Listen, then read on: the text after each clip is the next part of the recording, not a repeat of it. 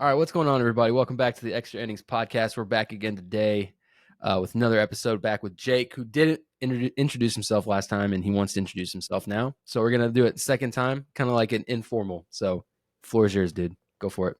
Yeah, what's up, everybody? My name is Jake Balderrama. Been playing baseball my whole life. Elijah and I met playing men's league together.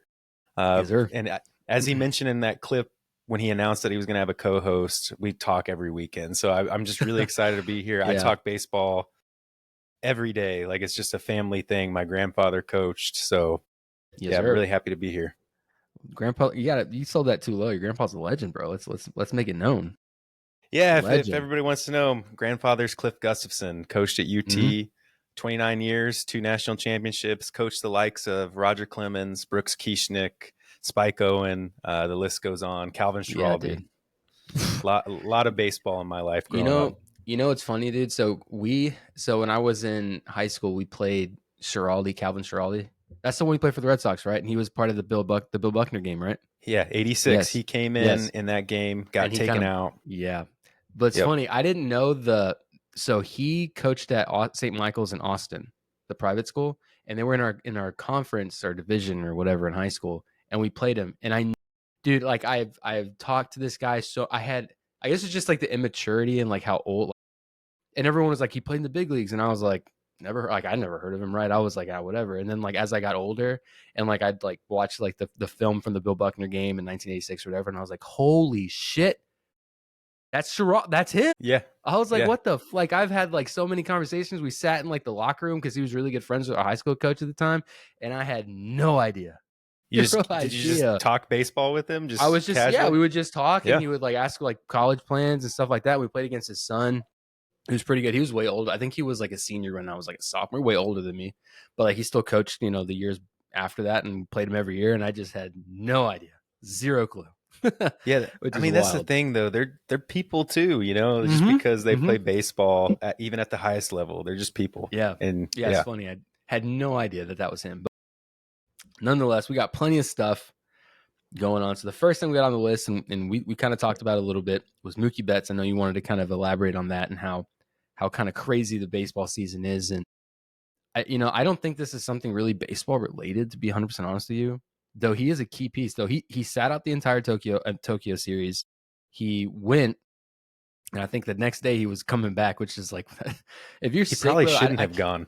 That's what I'm saying, bro. I'm like, if you were sick, like you weren't feeling good, so you want to take like a however long flight back to sleep, feel like garbage, and then okay, now hop on another flight and come back another 12 hours or whatever it is, bro. That couldn't have made it any better. Let's be honest. Like, Yeah, that couldn't have made it's it 2020, any better. right? Yeah, maybe they thought. I mean, they have so much available to them: full training staff, true, all the money in the world. Hey, it's just a little bug. Maybe you'll feel better by game 1, right? Game 2, whatever it may be. And it's such a big marketing event. You want him on the field. Yeah, you want him there. But dude, like if he's like obviously losing 15 pounds, that means he's probably been like throwing up for like hours. That's the thing. When did he lose it? Did he lose it prior to the flight, or did it start ramping up that bad after? So we know now, based on articles, he was sick before he flew. Yes. But how bad? The severity is unknown. And you know what's funny, dude? Like, let's be honest. Their whole thing this past year was the norovirus. I don't know if you watched that. That was going around, the stomach bug that lasted like 24 hours. My girlfriend Hannah got it, and I knew friends that got it. I never got it. Knock on wood, right? Never got it. It's kind of like rolled through cruise ships too last year. And I'm sitting here like, if that's what it was, it couldn't be this. This could not have been it, because this has now lasted like, it was only 24 hours, like, and it was gone. It's like in and out, right? This seems something, and I'm a little worried because you've heard nothing. You haven't seen him. I've heard nothing, haven't seen him. The only thing you've heard about him is from Dave Roberts, who said he's lost 15 pounds and we're concerned. And it's like, well, like, where is he? Like, what is going on? Like, I haven't heard anything. He's been nowhere. The season starts in less than a week now. Well, I guess technically already started for them, but what really scared me is the one clip I saw of him in Tokyo. He was walking off the field. Oh, you saw it? There was footage of him there? He got there? I'll try. Yeah, he got there. He was on the field, and there's one clip of him walking off, and he looked like a shell of himself. He looked drained. He did look a little skinnier. But he's already a little guy, though. He's kind of like not the biggest guy. He's no like Bryce Harper or anything. So. Yeah, correct. But 15 pounds for Anyone that Yeah. has done athletics, that is a huge difference. I don't, it doesn't Yeah. matter what bracket you're in. If you're in the 200 bracket or the 180 bracket, that's a big amount of weight to lose. Yeah. Yeah. And these guys are about to start the hardest grind in all of Mm-hmm. sports. Yeah. 162 games over 6 months. No, It's it's not already hard easy, enough to dude. keep weight. They'll all tell you if you talk to them, by game 50, we're all hurting. By, game Mm-hmm. 50, we're losing weight. We're trying to just maintain and figure out how Mm-hmm. to stay consistent. Mm-hmm. So you start off like that. What does his season look like? Does his value drop at I all? Yes, I think that they're gonna have to start him on the IL, bro. He's gonna have to almost go through, I think, like another spring training. He'll have to rehab himself back up to like get back. Like it's almost like they call it the ramp up. You're gonna have to ramp it. Like he may have ramped and then he went down. He's gonna have to. I think he's gonna have to restart it. Like he's gonna have to stay back. I don't think he starts the season. I hate saying that because like technically the season has started for them, but like domestically, right here, Asterisks. Yeah. right here, I think he's gonna have to start it on the IL, which just sucks, but it is what it As is. a So as a I guess Rojas business, will have to take it over. that's the best decision you can make. You don't even know where you stand until, No. again, Bobby Cox, June 1st, Mm-hmm. June 15th range. Mm-hmm. Why rush it? Let him go get healthy, get the weight back Yeah. up, whatever it takes, right? Yeah. Because I mean, how many times have we seen players not play until late in the year and they have a huge impact when it counts? And he's one of those guys that you'd rather Mm-hmm. have him at full speed than drained. Absolutely. Yeah. There is the Chipper Jones argument too, where he used to always say, you're at your 80%, you're better than the next guy. So there is that argument. But the Dodgers, I don't think that applies. Their team is No, so no, good. dude, no. And that's the other thing. I'm pretty sure Dave Roberts is like, bro, just sit out. Like you're good. Like we're gonna be fine. Because in all Exactly. reality, they're gonna be just fine. They got like Miguel Rojas is gonna take over that spot for right now, and like dude's a stud too. I'm like, is it really that? Like, it's Mookie Betts, and we all know like he carries that kind of stature with him. But I mean, if I'm Dave Roberts, if I'm Dodger ownership, I'm like, go sit down, dude, relax, come when you're like, get here when you're ready. Why not? Protect your investment, right? Exactly, Coaches exactly, and front office people, that's their number one job. GMs and coaches, you got to protect your players, even from exactly, themselves. exactly. So we'll see. I mean, I don't, and to be 100% honest, I know we kind of like already have said it. Like, I don't know that it doesn't really affect them that much. Obviously, he's kind of like a good like clubhouse guy. You want him there. He seems like he brings like good energy. But like, is that one bat, is that one glove going to really make a big difference for them? I don't think so. No shot. Not a big enough to where it's it's no. And again, like it's hard because like a lot of these other teams have like one or two guys where you're like, damn, that's really gonna hurt. Like that's really gonna hurt. But like for them, I'm thinking about their lineup and I'm like, is it really? No. I mean, because other guys are gonna pick up that slack. You're sure, for I sure. mean, there's examples galore over the history of Mm-hmm. baseball, right? The most recent one that I think viewers and listeners will resonate with is Acuna gets hurt in 2021. They win a World Series without him, Mm-hmm. Mm-hmm. right? Were they better with him? By all means, Absolutely. but Yeah. they still Get the won job. without Got him. the job Yeah. done. Yeah. Yeah. So Theo We'll Epstein see. said it in that documentary. It's not about one player in Mm-mm. baseball. It's not Mm-mm. like Mm-mm. basketball. Can't It's be. not like No, football. You got to have a full clubhouse, 26 guys. Everyone contributes at some point. for sure. For sure. All right. So we'll move off of Mr. Betts and we'll get into somebody who just signed a contract, who I thought May was going to sit for a while, and that's Alex Verdugo. And I need your opinion, man, because I thought, and everyone is kind of baffled at this, right? Because like he sat, well, not he sat, he played all year in the big leagues. He's played in the big leagues for the last 3-4 years now with the Red Sox, the Dodgers, and now the Yankees. So I'm kind of like, it is odd. It is very odd that no one wanted him. No, wouldn't you? And I thought that was weird. It's like, dude, the dude wasn't the greatest at the plate. He had below average numbers, but he was a decent defender. Like he played okay. He made that really great catch in the stands in that last game of the World Series. Like it was pretty solid. I thought I thought there was someone, bro, to take him. I didn't think it was going to take this long, let alone for the Braves to take him and then automatically option him to AAA, bro. I don't know. I don't know if Well, there's more to this I don't think guy. they optioned him. Not They sorry to did. cut you off. No, you're good. I They thought it did was a though. minor league contract though. Was it No, not? so apparently in the terms and conditions of it, he has one option, which I mean, I guess he gets option immediately, goes to the big leagues, and if they don't want him, they're going to cut him. Gotcha. Yep. And I think it's kind of weird because it's kind of the same conversation that happened with, I don't know if you remember Jose Abreu last year, who was out of Yeah. options. So like when the Astros are done with him, like shitty enough, he can't go back and play minor leagues. Like it's just done. It's over. So I'm thinking that he's kind of on those same terms because he's been in the league for a bit, dude. He may only have that one option left. And they were kind of like, we weren't, happy with kind of what you did last year, which, honesty, his numbers last year, he batted 233 with a 647 OPS and only 13 bombs, 61 RBIs. Like it's not great. It's definitely below, like slightly at league average or a little bit below, a little bit higher. And the Braves are a strong team, bro. Let's just call it for what it is. Like he doesn't really fit into that lineup. He'd be a backup at best, I think. Well, Which and is, I mean, what's really sad about that, his year last year, is that he got to play at Yankee Stadium too as a lefty, right? yeah, And did yeah, not dude. seem to reap the benefits of that ballpark and that Mm-mm. lineup, right? Yeah, yeah. So to go back to your first question when you brought it up is like, thoughts on it. There's a lot of layers here. There's the Braves layer, and I can answer Mm-hmm. that. Like, why do I think they went for it? Yeah. But then the layer of like why people waited so long. Mm-hmm. I think teams waited so long is because historically in baseball, your age 28 season, that's usually the big breakout. It's where the True. experience That's and very the true. skill, Mm-hmm. the experience and the skill meets together on that road and kind of like you start to blossom.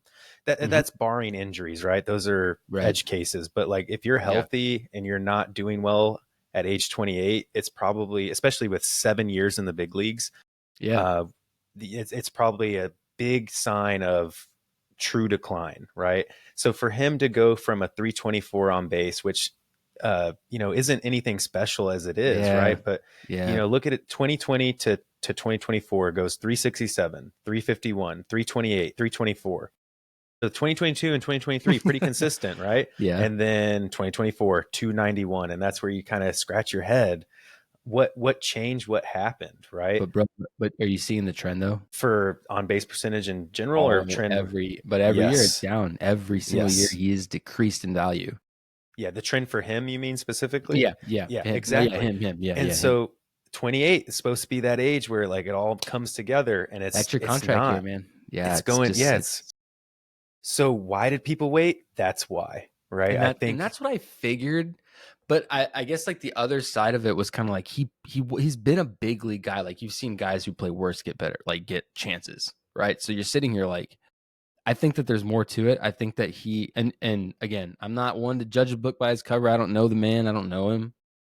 But the appearance, the chains, the I'm so happy you're, behavior, yeah.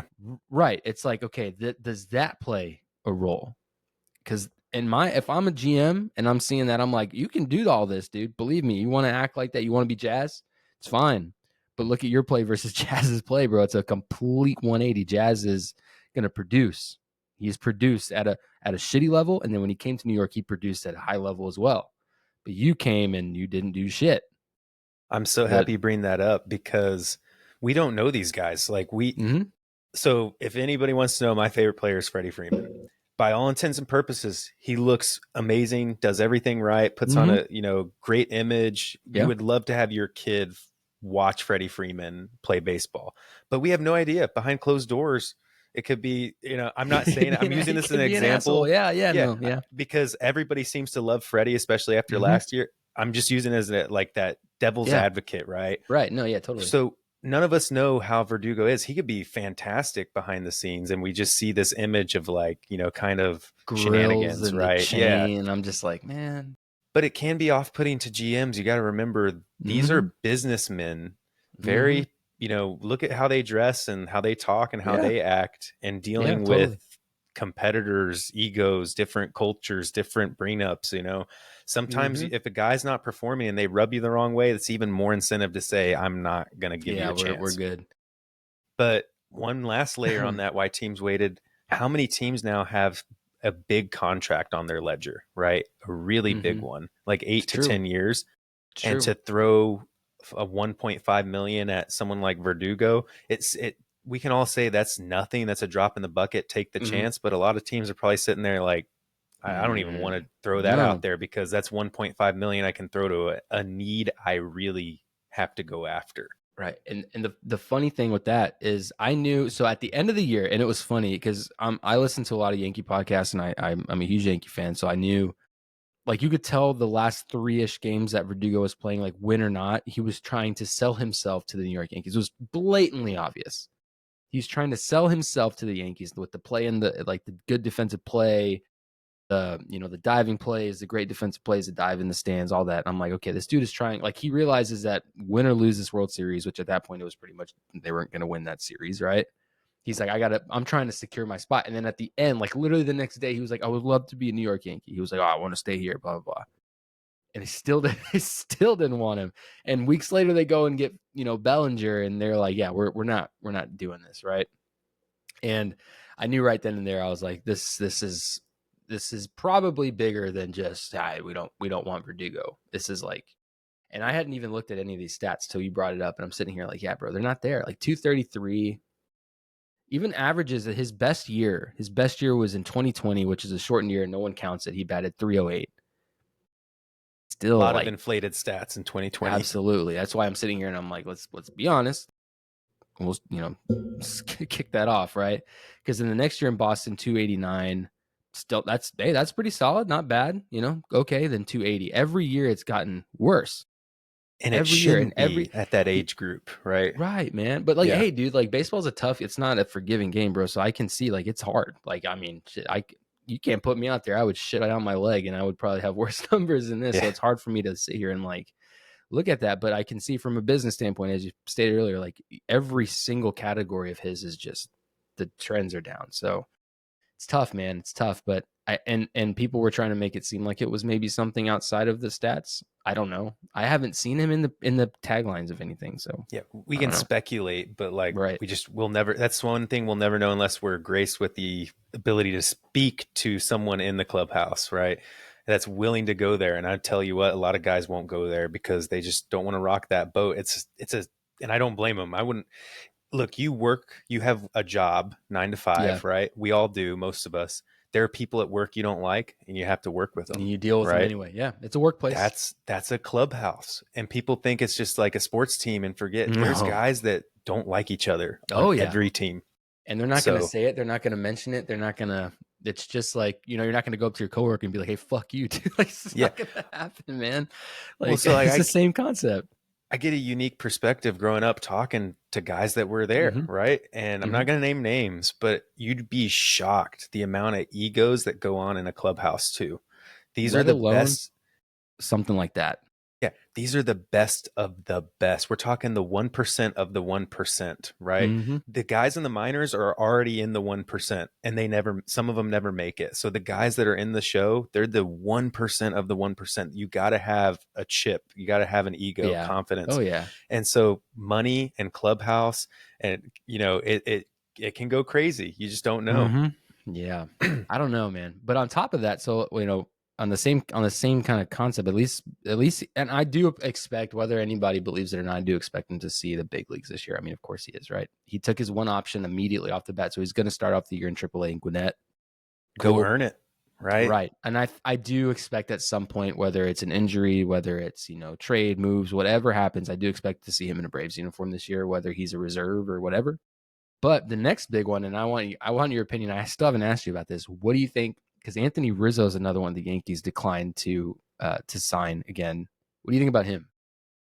I think it's unfortunate for him, right? Like Mm-hmm. that his last few years haven't been very productive, lots of injuries. Man, There's kind of a stigma around him and his age now, and like I don't think anybody dislikes Anthony Rizzo. I've no, heard no, and he was super yeah, marketable on the Cubs, right? I yeah, still have that image part of of him that in the great dugout. team in 16. Yeah. Yeah, he was in the dugout shaking with David Ross, like so Mm-hmm. excited. Mm-hmm.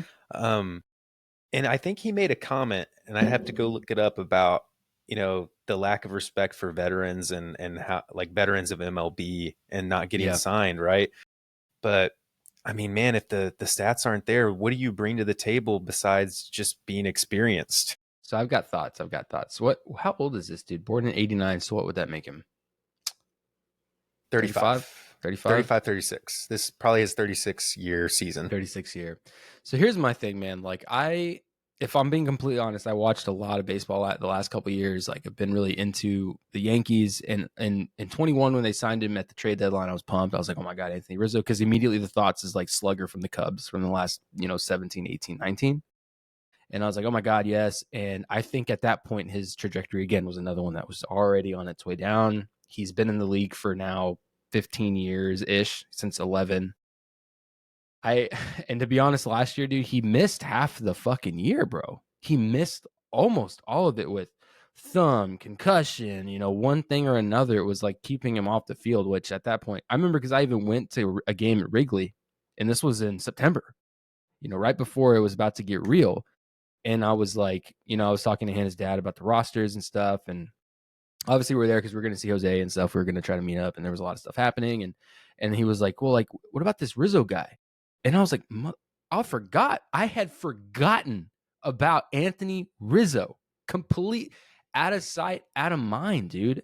And it really like made me feel weird because I was like, oh my God, I literally forgot about Anthony Rizzo. Where is he? Like, and of course it was like, it's wild. We're similar age to him, right? So seeing his story, that's kind of how I feel with Freddie. I saw Freddie's very first at bat in the big leagues, and I mean, I saw a lot of Rizzo his first few years. He was so marketable, especially getting traded from the Padres to the Cubs. That was a big deal, and the Cubs, kind of on that upward trajectory to break the curse, and seeing all the young Cubs, it was wonderful. And so, like, there will always be a special place for certain names in my time of watching, like Tulowitzki, right? There is something special about him and Cargo on the Rockies. And then man, I go to the Cubs with Baez, Contreras, Rizzo, right? It's they're always going to have that part in your brain where you hear the name and you remember. But the stats are the stats. His on base last year, 301. I know he only played half the year. Dude. The year before that, 328. It's just not there for a big contract. It's not. No, dude. And the other thing is, like, I was like watching the postseason last year, dude. Again, it like hurts your heart because you're like, this dude was so good. He's a vet. He is the definition of vet. Played his time in the league, and I'm sitting there and I'm like, anytime he came to the plate in a tight spot, I'm like, he's just not going to do it. Like, let's just be honest. Like, and seeing his cuts, seeing his swings, his at bats in the postseason, especially in the World Series, I'm like, survival hacks. The same, man. Exactly, dude. I was like, where, like, and of course, age, body not holding up like it used to. Like, it's like you're the slugger that you hoped that he was going to be it's not in him anymore, bro. It's just not there. And it was like sorry. It felt like he was battling with 2 strikes on an 0-0 count. It felt like a lot of off the hands. And I know his hands were hurt, literally. So off the hands that's being a comment. Thing, man. But yeah, I mean, look, someone in his market, these guys know it's a business. You'll hear anyone that's been in it longer than 5 years will say the dark side of baseball is the business side. Yeah. But it has to be. Like, there's so many guys. Like I said, for every guy that makes the major leagues, there's 15 guys in AAA that wanted that same spot, maybe more. Yeah. Right. Yeah. So you have to, as a business, be willing to make those hard decisions. And Rizzo, I don't know what his market was trying, his agency and himself was looking for. Like, were you looking for a 2-year deal? Because that's not on the table for anybody. I'm sorry. Personally thought that he was hoping that the Yankees would probably renew him for one more, and maybe he saw his way out that way. And that would be it. And maybe he was hoping for one more year and then maybe calling it. I don't know. But do I think someone should have signed him? Yes, but I still think somebody will, bro. I think somebody will. Multi-year? No. And you know what's funny about that? You're talking about contracts. I think that people have already thrown offers at him. I really believe that. But I think that they've thrown offers and he is still saying that's not enough. It's not where I'm at. And I'm like, buddy, I think we're going to have to start getting realistic. Yeah. That's where you're at. And that's why I brought up that comment where I remember reading it. He made a comment about how, like, the lack of respect, right, for veteran players, like giving them a fair shake or fair deal. But, it goes both ways. It only goes so far, dude. Like, yeah. And okay, before we move off, like, how much money has he made? Let's see, because we can look at his salary. Yeah, right. A lot. Because at some point, when you're not performing, you as an athlete, I made this comment the other day to my fiance Rachel and my dad is like, an athlete knows when they're getting screwed over, but an athlete Right. also knows when they're not doing what they need to do. Like, so if a coach comes up to you or somebody says like you did this or did that or you just don't have it, if they're lying, you as an athlete knows that you're being You'll know. screwed. Yeah. Yeah. But when they're right, you also know that feeling. I've been there. Mm-hmm. He has made a total of $127 million. Dude, you're good. You're good. Dude, If you come love the on, game, man. go play for a minimum deal and just keep the love going, because that's the most you're gonna get right now. Damn, dude. But another one, and this is one that I was kind of surprised. Another guy that's still unsigned, David Robertson. You know much about him? Yeah. Age 40 season last year. And I think that's the stigma, right? Yeah, Was a but guy dude, I like mean, him last year, 72. I mean, he's a middle relief guy. 72 He'll come in innings, and he'll piggyback 72 innings, 2 saves, 3 flat ERA. A team could use him, bro. calling out the Age, Atlanta Braves. Why not? You lost Joe age aside, Jimenez. age Yeah. aside, his stats are still solid. And again, That's a though, weird this one. we go back into the contract. So one thing we'll never know is what is his camp looking for, right? Mm-hmm. More So money. it's gonna It's it's always down to money, bro. It's and it's always about to money. be his age 40 season. If you're his agent, you're arguing, hey, this dude is worth X million dollars based on his performance last year. And a team will counter and say, but he's about to be 40 years old, right? And Yeah. so, and then what happens is they get stuck in those battles. So you made a Yeah. point earlier. How many offers have been made to him? That's something the public doesn't get to see, right? Mm-hmm. Until it's reported on, unless somebody opens their mouth. And a lot of times they don't open their No. mouths. And that's never going to be something that's public because as an agent, as a business side, you're going to see that and it's going to change. Like, well, let's say they offered him a Verdugo deal. Well, we'll give you $1 million. They see that as insulting Yeah. and they don't want that out. They're like, no, throw that in the trash. Don't ever say that shit again, kind of deal. But yeah, I personally, I watched him last year, like throw like sometimes coming in and giving the Rangers 4 or 5 in an outing and like being solid. And I'm like, dude has value, right? The other one that I know that you're not a huge fan of is JD Martinez because you talked mad shit about JD Martinez last year with the Mets. When did I talk shit about him? Was it him or was it? I think it was not the him specifically, but like the fact that the Mets were relying so heavily on him I at actually one really point. like JD Martinez because he Maybe I got it talks. mixed. Maybe I got it mixed with somebody else, but like 230, he's another guy that's I don't think he's going to probably get a deal like Verdugo because he's batted 235 last year for the Mets. I'll tell you something about him. He talks hitting, and he'll talk to anyone who's willing to listen. He's someone that, and again, back to my example earlier, we don't know what these guys are like, Mm-hmm. but all intents and purposes, I feel like he's someone I'd want in my clubhouse to talk Sure, hitting sure. with my younger guys, right? Yeah. I'm really thinking I'm getting him confused with somebody else we were talking about last It year. was somebody on the I'm Mets. really, I thought so. Or it was just kind of like the fluke of the Mets, and you're like, you're relying on him or Winkler, whatever his name is, JD, whatever the Winker is. Isn't Winkler or Winker? Jesse Winker. Jesse, Was yes. he on the Mets last year? Yeah. Mm-hmm. Mm-hmm. Yep. He was kind of one of those guys that wasn't, he was like not an everyday guy. He was kind of like a, what do you call it? Like a, So what do you call it for when they go back and forth? There's a name for it. Whatever. That's besides Seesaw, the point. So no, there's a specific name that it's like God, I'll figure it out later. okay. Platoon. It's called Oh platoon. yeah, yeah. As they're gonna platoon with each other with like different guys because he's an outfielder, right? But like JD Martinez 235 at his age, another one that's kind of like Again, where how and much he's a money is DH this? and he's a DH only, so he's not Yeah. even giving you dual like. There's nothing on the other side of it. And how much That's money is tough. this camp asking for? That's the dark side we don't see, and Yeah. it's on both sides from the teams and the players sometimes. That like, bro, you're Mm-hmm. asking for too much. If you want to keep playing, you've already made money. Go play. Like, just take the Yeah. small deal. Damn, bro. In 2017 and 2018, bro, he had a 1 dot. He had multiple 1 dot years, bro. In 2019, he was 940 OPS. Dude, he's He's even in someone, 23 with the Dodgers, he had an 893.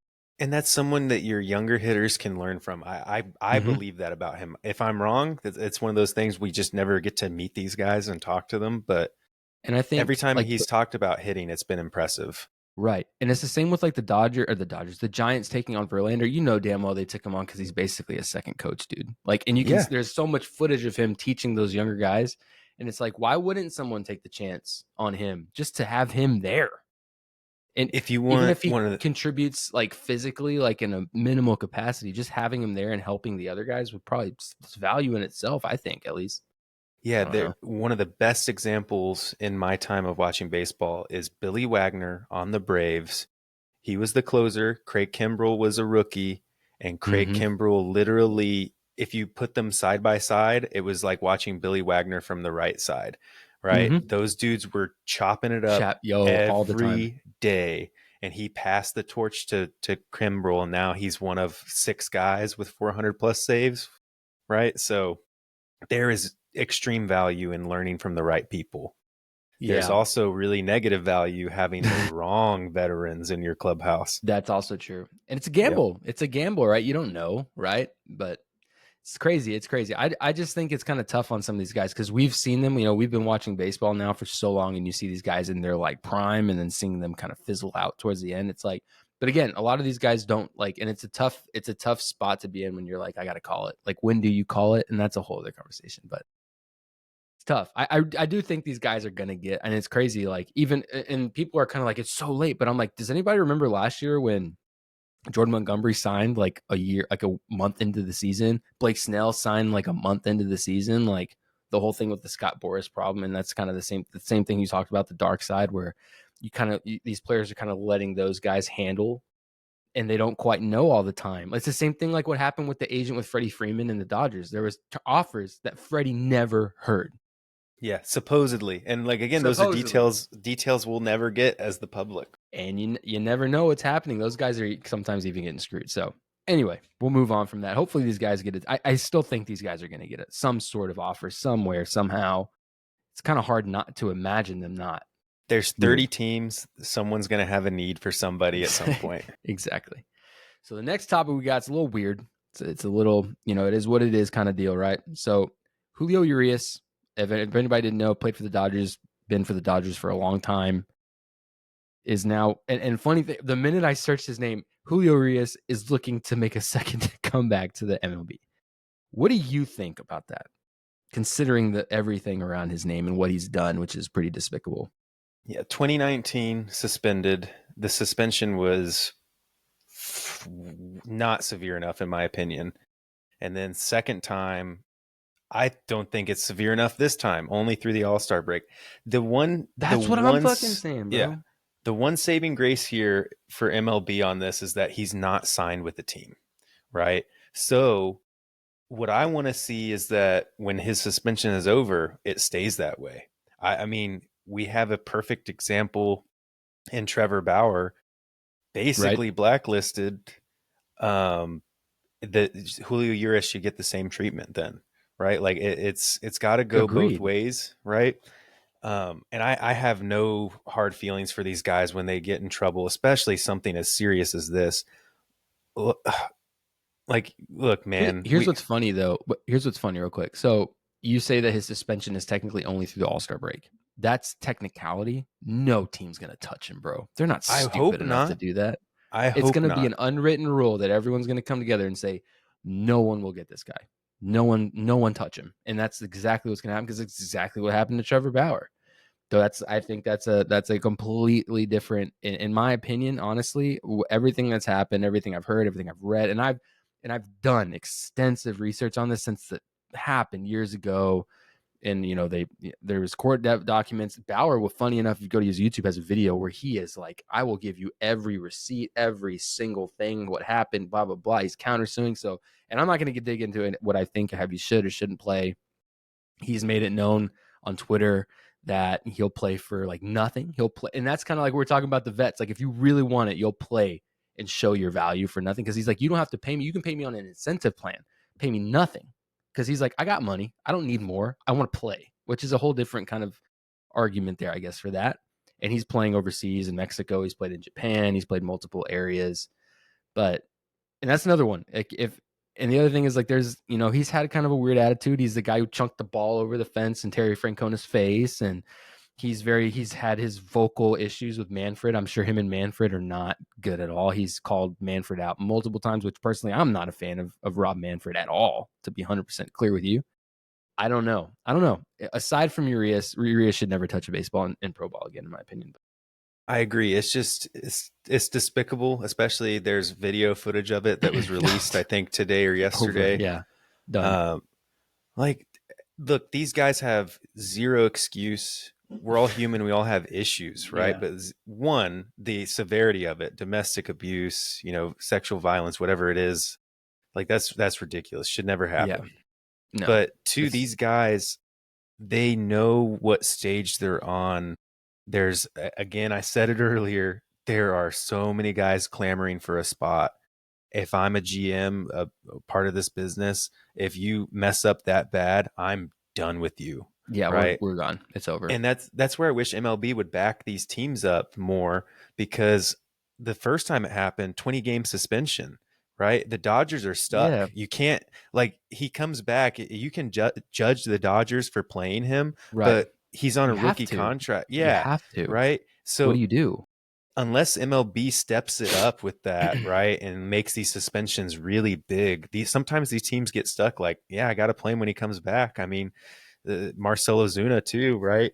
Chapman, there's so Yeah, many that have like, and the funny thing is like there's never it's never by the book, right? It's never like you do this, you're gonna get this, because everyone's is different. And I mean that can work in cases where maybe it was wrongful or whatever, and then whatever that you can get into the weeds of that, right? But like what is the difference? They're all kind of technically the same kind of offense, yet everyone is, some guys are back in, some guys are not. This guy did sort of the same thing, but he's gonna play in 10 games, and it's like, I don't know, man. This is a mess. I It's a think mess. there should be. I'm a firm believer in incentive based contracts, by the way, because of the Yeah. way MLB has headed, where these deals are ridiculous. The only way out of a deal, unless there's stuff in the fine print that we don't see, but typically standard deal, however long it is, the only way out of it for the team is Mm. death, going Yeah. to jail, which probably means you're suspended, right? Yes. Or suspension. Yeah. So that there's Yeah. like, those are the only three ways, or like the player decides to retire, which has Mhm. happened maybe like Yeah. once that I've seen. Strasburg was a crazy one. That was a big Yeah. one. So, Yeah. I mean, there's no protection for these teams when they decide to sign these guys. But that's part of the business, Yeah. right? If Especially you with got to, like he's a young guy. Urias is what, 24, 25. He's young, dude. He's a he's young older dude. now. Is he? Yeah, he's been in the league since 2018. Yeah, he's Uh, probably he is, you mean older, right? older. Sorry. Yeah. Sorry. Yeah. He 96. So yeah, he's what, is, 29? yep, age 20, he's 28, 28. 222 days. So he'll be 29 this year. Yeah. Damn, dude. And he was pretty good. Decent. But again, like the behavior is never like excused, right? I think like in my, like if it was me, I was like, I can't do anything stupid. Number one, I would never do something like that. Two is like I would be on my best behavior on every aspect, because I got to think like, okay, like I've made it this far. I'm the biggest. I'm the big leagues. I'm like of the 0.1% of athletes in the world are here. You don't think that they were gonna, like, if I fuck up, like they're not gonna find someone who's just like me? Yeah. Like it's It's, gone. It's gone. like like you got to and the treat that way, with the utmost oh my god, I'm here, I got to protect this at all costs. and the And they way don't do that. today's game is, like, if just let's look at a pitching standpoint. I mean, Hmm. most guys 97 to 100 with a slider. That's pretty Something much it, or nasty. a Yeah. sweeper, Yeah. right? Yeah. And most of those sweepers and sliders I see from those high below guys, they're not even that good. It's just something different It's off different. of, It throws you yeah. off. So there's a lot of conformity, is that the right word, right? Where a lot of these guys look the same now. There's not a Mhm. lot of specialty anymore, in my opinion, as terrible as that sounds. But So we'll move on to the next topic, right? So we'll move on. I'm talking about pitching. We'll get away from all this junk of this jackass, yeah, and we'll talk about, so today. good riddance, by the Yeah, way. fuck Yeah. out of here, dude. So Shane McClanahan of the Rays, absolute stud. If you don't know him, look him up. He's solid in 2022, 23. Had Tommy John in 2023, has not pitched since 2023. And it's kind of sad. But today, after one pitch in his spring training outing, less than a week out from the season, throws one pitch and is hurt. Now, there's no I didn't know it was speculation they one haven't. pitch. It was one pitch, That bro. makes it so much worse. One. I It's did not know it worse. was one And you know pitch. what, dude? Like, okay. Why did he even go out? And I You get it. pitch, you know how They're your arm trying. feels. I know. But like, like if I'm in the bullpen, like, hey, this don't feel good. That's what I'm This saying. doesn't feel good, man. I really shouldn't do this today. And maybe it was like, maybe he's like, I'll throw some atomic bomb on there or something. It'll feel better. I don't know, man. That But red like, hot. right. And I'm sitting here like, dude, like, you knew it didn't feel good. If it took you one, it didn't feel good. Like, you felt something off, especially like you haven't pitched in 2 years. Like, you knew something was wrong. So he threw it. And I was telling Jake before, the minute I need Tommy John, I think I've stated it on this podcast before. I never got it, but I need it. The minute that you feel that pain, the direct response, and you've seen it in a lot of different pitchers, is the arm straighten. Like, you just want to straighten your arm because it feels like that's going to make it feel better, I guess. And I saw him do that, and I'm like, this dude better not need Tommy John again. He just came off of it. So it's kind of nerve-wracking. It's sad, man, but there's definitely an epidemic in the game. And I know you got some thoughts, so I want to hear what you think about it. I disagree with the term epidemic. Dude, it is. It is. If it was, so I think we could say that it's a problem in MLB. But if it was truly an epidemic, we would be seeing it in kids from 13 to 16 at the same accelerated rate. Sure. There are cases of it. There's Yes, a lot of them, dude. There's a lot of them. But I think logically, what we really have to look towards is, why is it happening more now and didn't happen more when we were growing up? So there's 3 layers here, in my opinion, is that we are wanting more velo, and now guys are trying their hardest for velo.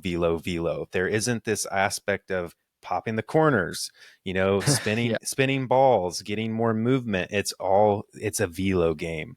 And that is solely what it is.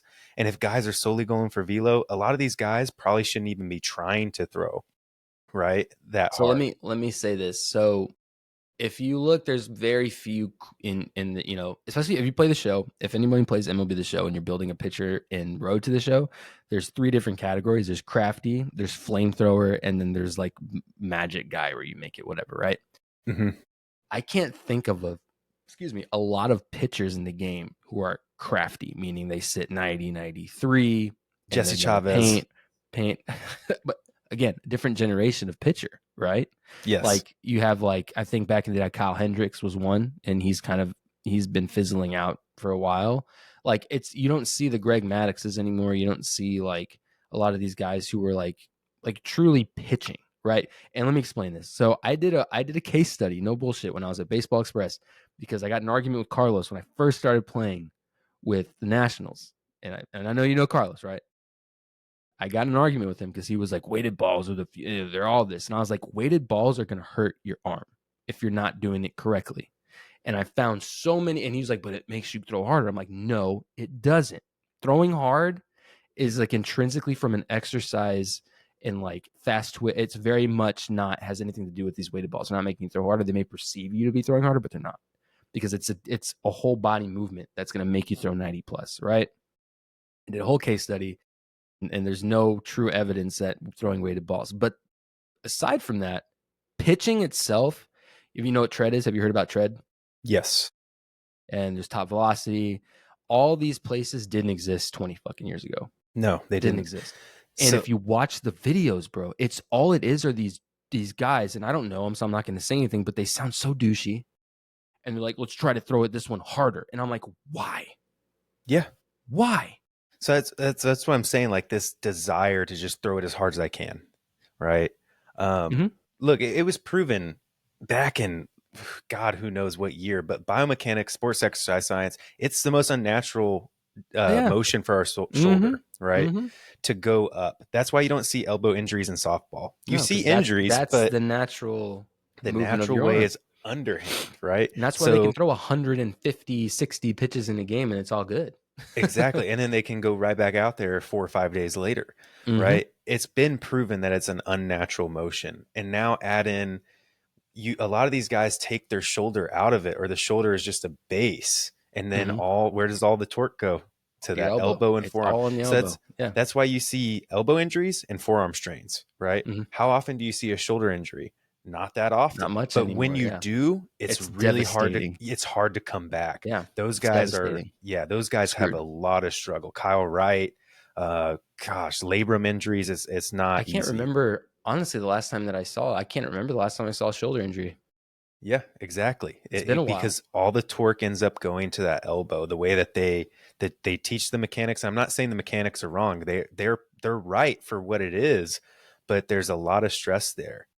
So you have to ask yourself, health and fitness far more advanced now than it was when we were growing up. There's a Mhm, lot of information. There's also a lot of mhm, bad information.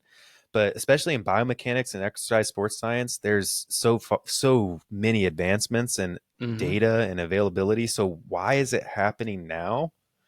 I mean, I point to three things: the increased desire for velo, guys don't pitch, they throw, right? True. And then Mhm. three, I think travel ball syndrome. We're seeing the age group now. These guys that are hurt, they were playing baseball every week of every year growing up. Mhm, Um, mhm. I think guys that we look at in the past that were throwing 220 innings for 15 years, year after year, they didn't throw that many pitches when they were kids. No, no, because they were Yeah, actually kids, bro. They were yeah. kids. And, like, here's my thing, man, like, I look back at it all, and I'm like, I threw way too much. I am like, my arm is toast, bro. When I went to get my MRI, the doctor literally told me, he's like, "Dude, it looked like a grenade blew up in your elbow." And I was like, "That's awesome. Thanks thanks for letting me know." But, like, I threw all the time, spring, summer, fall, spring, summer, fall. And when you're not pitching, when you're playing travel ball, you're somewhere else. And I played third base, so you know damn well I'm fielding how many ground balls on top of warm-ups, on top of warming up, like, I'm like, dude, yeah, I did it. Like, I mean, I'm not gonna blame it on anybody. It's just what we're like. A lot of parents are like, well, I want my kid to go play college. What do you do? It's like, well, you stick them in travel ball and let them play. And I'm like, fuck, man. Like, and I'm seeing kids now. I coach a youth kid now. Every weekend, like, there's kids who are like, well, I'm playing this weekend.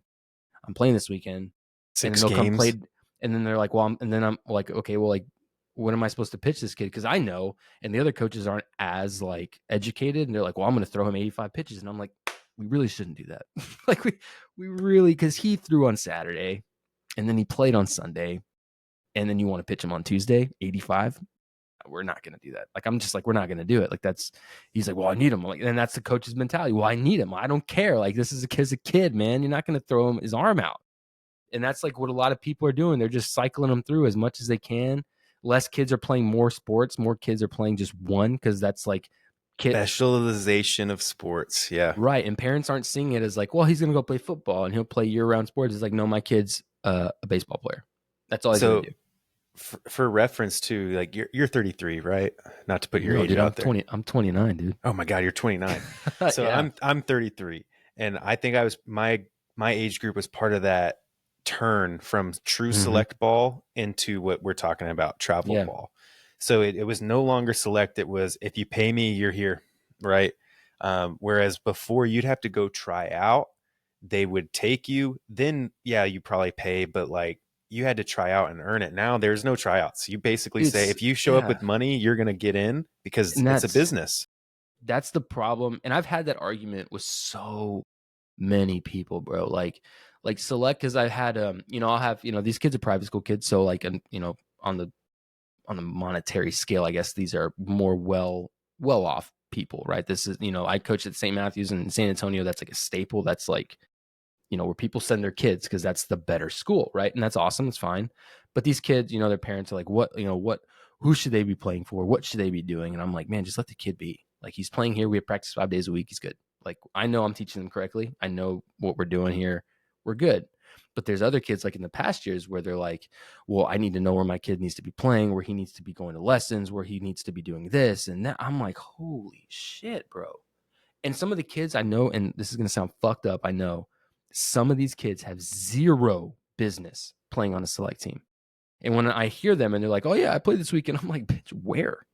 You suck. Like, I'm just going to be honest. Like, you suck. You do If not belong on the same field as, Tristan, whoever, right? It's like, no fucking way. if you knew And how it's much sad. money these tournament directors are making in A Texas lot. alone, A lot. oh my God, A you lot. would be sick to your stomach. It has turned its ugly head into a business. And Hmm. that business says, you know what it is? It's easy to schedule games. What's Yeah. hard for people now is practice and development. So it's 90% games, 10% practice and development. When Mm-hmm. I was growing up, it was not the flip flop. It was probably like 70% practice and development, 30% games. And Absolutely. even Absolutely. that is fantastic. But Yeah. practice is where you make, your champions and make your true gains in the game. Yeah. And so my grandfather coached at UT. His thought was we're going to scrimmage all the time, but the Yes. scrimmage is at a very high competitive level, Division 1, and Mm-hmm. that's how those guys got better. But Right. throughout the course of a day and a week, like if you asked a shortstop on that team back when he was coaching how many ground balls they got in a day, it'd probably be like in the 400 to 600 range, right? Like that, like unbelievable amount of Yeah. repetition, and then playing games against each other so you're comfortable And it's easy. applying that in Right. games, right? Exactly. But these kids, they practice Tuesday and Thursday, and then go play If 5 games Saturday and dude. Sunday, 2 hours away from home, waking up at 6 a.m. Guys, that doesn't work. I'm No, sorry. man. And what's sad, dude, is like I remember like it, and again going back to like firsthand talking with these parents, and I'm like, they're like, well, this kid, my son's gonna go play with this guy, and blah blah. I'm like, man, like, what does that really mean anymore? Because if just because you can pay, it's not like your kid was hand selected. We're not talking like those perfect game tournaments where those kids are like, you have to be invited. Like that's different. Like, and the other thing, I saw a podcast the other day. I saw a clip. I'm gonna send it to you. I think I still have it bookmarked. It was like the same thing you just said. Kids get better practicing. Like just because you have one practice a week and then you send them out to go play from 6 a.m. to midnight or whatever, because some of these tournaments will run that long on a Sunday, bro. There's like the Texas State tournament, blah, blah, blah. And they'll play 8 games in one day starting at 7:30 a.m. till 10 o'clock at night. I'm like, what did they get out of that besides exhaustion? Like, what? Yeah, and this whole specialization really hurt. I think it hurts everybody, right?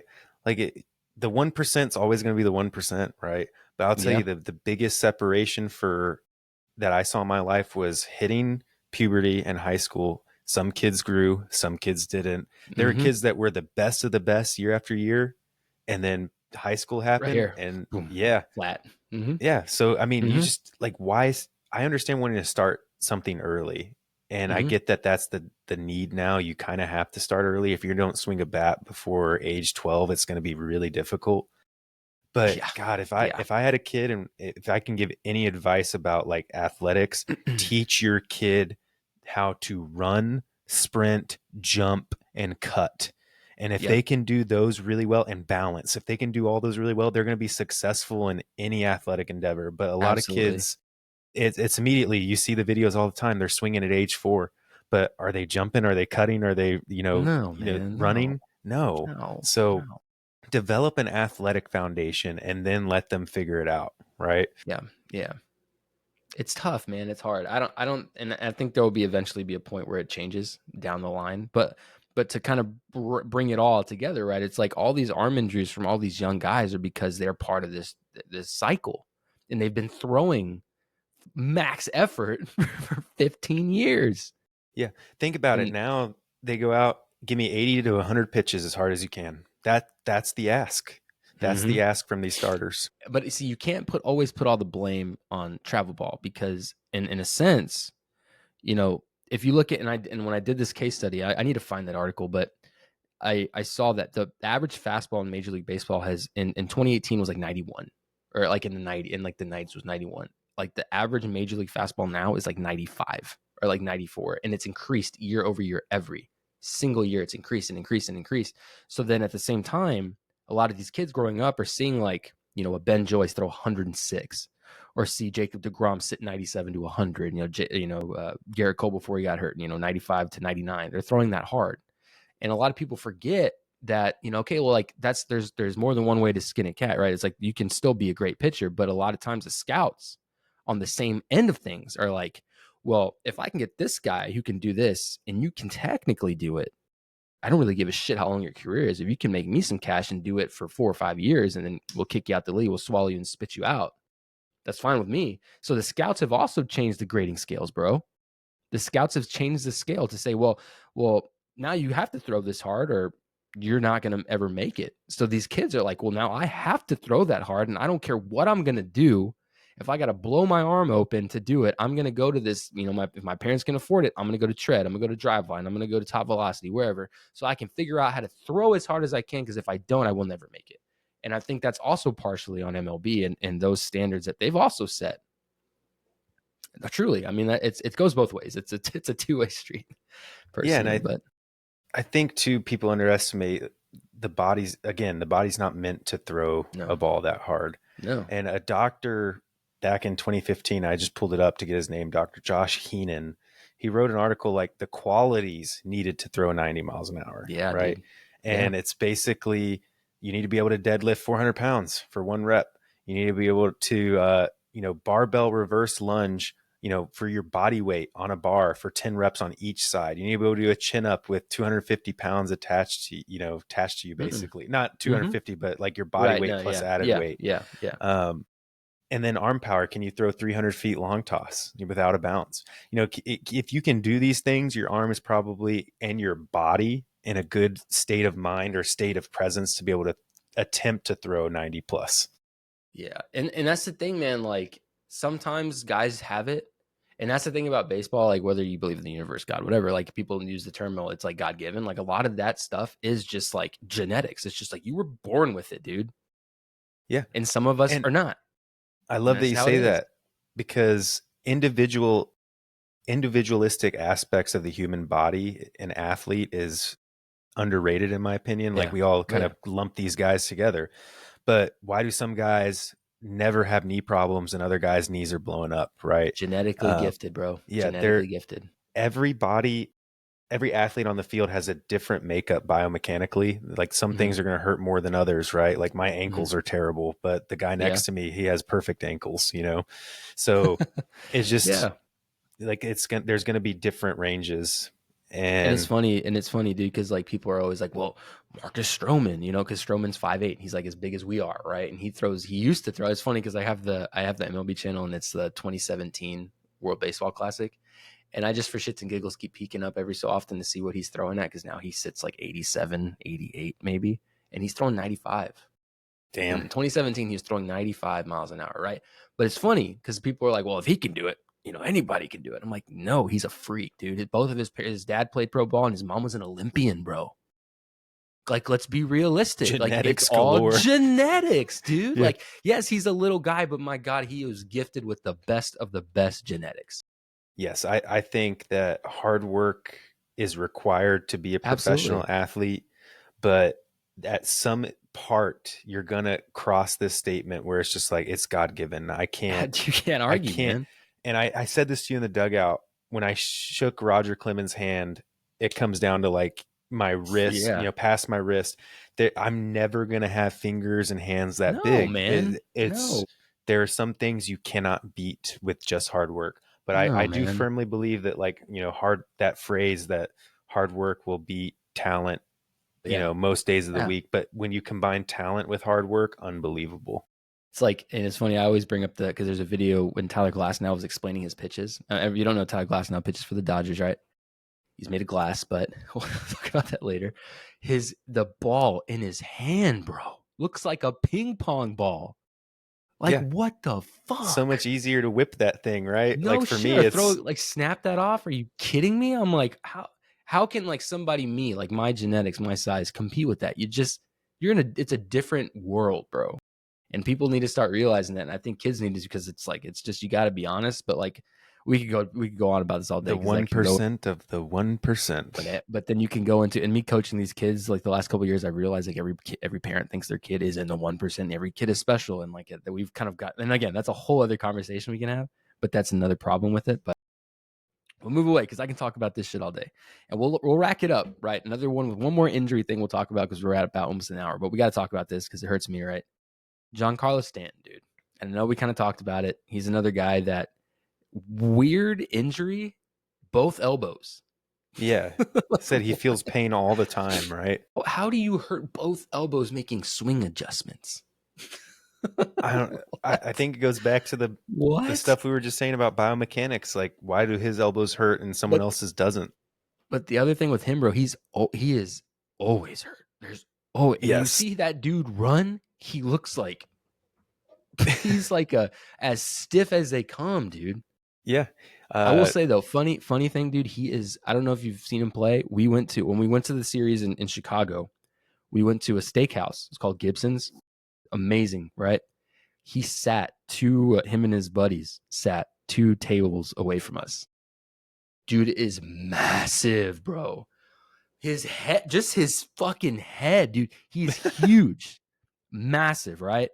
And I'm sitting there and I'm like, and he's jacked, bro. He's huge, right? And the other thing kind of goes into exercise and sports science. Like, is he too big for this game? Because he is jacked. I mean, swole, right? That's another thing. I think he's like too big. I think there's a level of like, if you want to be a bodybuilder, but like you're a baseball player. You got to be like flexible and move around and be able to create fast twitch muscle things. And I think like for him, that's been kind of a plague of his, I think. Always hurt.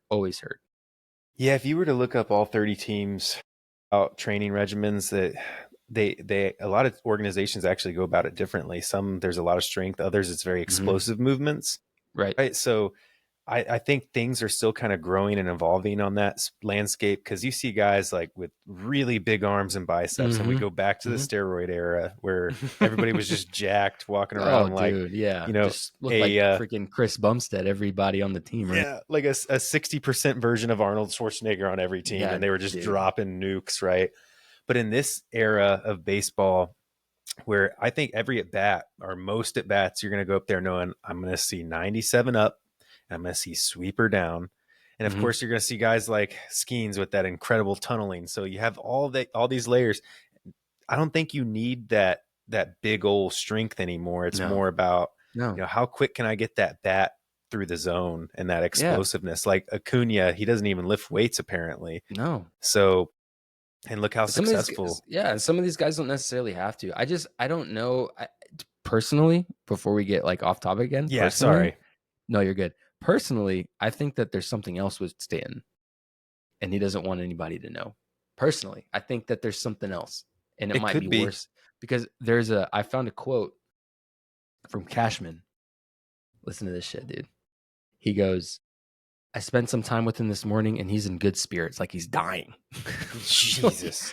And he goes, certainly we're all hopeful that we can get him back down the line, but it's not near term. I feel like if it was small, like you just like tweaked your elbows, it wouldn't be like that big a deal. Like if it's not near term, like are we even expecting him at all? Rock in a hard place. He signed through 2028.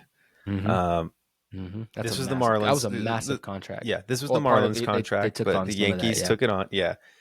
I mean, he's nowhere near worth his value. I'm sorry. He's not. He's going to get even paid. With the postseason that he had though, because that was amazing. That was amazing. But then, so I want you to ask yourself, you're going to pay him $32 million this year, right? If you win a World Series, you just say, it is what it is. If you don't win, you eat it and you're like, we won, we did it, right? Yeah. If you don't win the World Series, that's $32 million I spent on this guy with elbow issues that played 20 games, maybe 30 games, if we're lucky.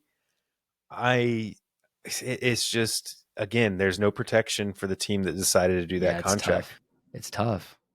I mean, I think that he proved a lot, and I think that's also why, like me personally, and like Yankee fans are like kind of upset about it, because they're like, I mean, shit, dude, he went off. I mean, went off in the offseason, the postseason last year. I'm not the biggest Giancarlo Stanton fan, and I'm not either, bro, because he's really a home run or strikeout, like, or hit a rocket line drive every so often. But for me, it's the culmination of the career. Just a lot. I don't need to get into it, but for me, it was awesome to see him actually do all that last year, especially after Cashman threw him under the bus. Yes, dude. Yes. I'm really against these GMs. I know I just said all this stuff about teams have no protection for some of these contracts, but if you decide to do it, you got into bed with that and you got to own it. So don't throw him under the bus. And then for him to perform the way he did, it was wonderful, I thought. It's funny because Cashman is like, I have such a love-hate for Brian Cashman, dude, because he'll say some shit where I'm like, dude's a dick. But then he'll do some stuff where you're like, hey, that was pretty smart. Like, hey, props, I guess, right? But then like the same, I remember him talking mad shit about Stanton and kind of being like, well, we're stuck with this fucking guy, blah, blah, blah. He's the longest tenured GM in baseball. I know, and it's kind of one of those things where I'm like, it's really, I can describe it no other way than I like love hate him, because there'll be days where I'm like, man, fuck this guy, and there's days where I'm like, wow, that was like getting Bellinger and like knowing when to pull out of the Soto thing. I'm like, oh, smart, a lot of smart moves, and maybe he's a great businessman, but he's just a dick. I don't know, but I do think that it's going to hurt the Yankees not having him, dude. Like truly. I mean, as if it hasn't the last, he misses a significant amount of time every year. So I don't know. I think it's just crazy coming off what a postseason he had, to miss this is like and then not getting Soto. Obviously, all these things are just like punching the Yankees in the. You have Yankees fans, you're just punching them like in the face over and over and over again. It's tough, man. It's tough. I don't know. think Giancarlo Stanton, where he's at for day-to-day play, was going to make any difference on your season. I'm going to be honest. I think you're hoping Maybe that, not. yeah, I think you're just hoping that he gets hot at the right time for the playoffs. Yeah. And that's what it sounds like now. Not going to be there anywhere near term. What does that even mean, right? You're like, what the hell does that mean? Our guess is as good know. as everybody else's. Damn, man. Well, we talked for a while, man. That's a problem, dude. You get me on an arm topic, dude. Considering I'm a victim of it myself, I have so many. I can talk about arm problems and the issues in the game, and I can talk about select baseball, which we really need to have its own episode about select baseball and the status of what it is for these youth kids and like what it is truly like coming up, because it's different, and it's like I think it's really fucked, honestly, to be 100% honest. So we need to really talk about that another time, because I can go off on that. I think this is going to be a process, like for everybody listening. You've been doing this 74 episodes without anybody, and now 2 episodes. We're going to run longer because we riff off each other. There's more in it. There's more on it. Yeah. But it's funny, man. It's funny because we'll figure that out, though. Yeah, we'll figure it out. Fine. Hour, if it's an hour, you can listen to it. Turn on your attention span. But it's all good, dude. One more thing I gotta ask: do you? I'm taking off Thursday. Are you going to be watching baseball like all day Thursday, dude? Yes, I will be watching baseball all day without letting anybody know, right? Yeah, dude. I literally have like every TV going with a different game on, so I'm pumped, dude. I'm literally ready for it. I'm pumped too. It'll be on the whole time. I work remote, so it'll be on the whole time in the background. Let's go, dude. Well, awesome. Well, I appreciate you having you on again. We'll get on. Again, we're going to try to get 2 out a week. This one's obviously probably not going to come out till Monday because I got to edit it and get it up. So we're going to try two a week. Got to hold us to that 2 a week. But once again, guys, thank you so much for listening. We appreciate it. Obviously, Jake finally introduced himself, so now y'all know Jake and where he comes from. So now, everybody knows he's not just some rando I put on, right? But yeah, guys, any final thoughts, Jake? Anything you got? No, at the moment, I think I'm just excited for the season to start. I think that's going to really give us a lot of topics, man. Dude. It's funny. I told one more thing, because I know I ramble on at the end, right? But the thing is, I told everybody when I was doing it last year, because I was like, there's so much shit happening, bro. Like, for one person to know everything happening, it's nuts. There's so much to talk about. Crazy shit happening. But anyway, be sure to follow us on Instagram, TikTok. I don't get on Twitter, so not on Twitter. And YouTube, like, subscribe, all that stuff. I'm not going to sit here and beg you to do it. If you want to, go ahead. If not, whatever. But yeah, guys, I appreciate it. This one will be out on Monday, hopefully. I don't know what day Monday is, the 24th. Go check that out on Spotify, YouTube, everything, and we'll try to get more out. But I appreciate it, guys. Catch you guys in the next episode.